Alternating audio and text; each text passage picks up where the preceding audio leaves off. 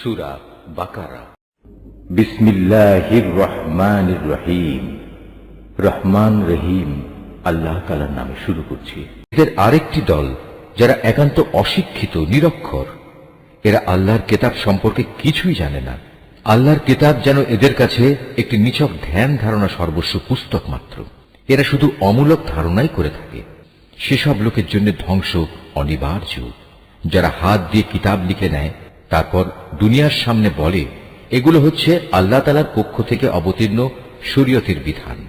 তাদের উদ্দেশ্য হচ্ছে যেন তা দিয়ে দুনিয়ার কিছু স্বার্থ তারা কিনে নিতে পারে। অতঃপর তাদের হাত যা কিছু রচনা করেছে তার জন্য তাদের ধ্বংস ও দুর্ভোগ, যা কিছু তারা উপার্জন করেছে তার জন্য তাদের দুর্ভোগ। এসব নির্বোধ লোকেরা বলে জাহান্নামের আগুন কখনোই আমাদের স্পর্শ করবে না। একান্ত যদি করেও তা হবে নির্দিষ্ট কয়েকটা দিনের জন্য মাত্র। হে নবী, তুমি তাদের বলো, তোমরা কি আল্লাহর কাছ থেকে এমন কোন প্রতিশ্রুতি আদায় করে নিয়েছ? আল্লাহ তাআলা তো কখনো তার প্রতিশ্রুতি ভঙ্গ করেন না। না তোমরা জেনে বুঝেই আল্লাহ তাআলা সম্পর্কে এমন সব কথা বলে বেড়াচ্ছ যা তোমরা নিজেরাই জানো না।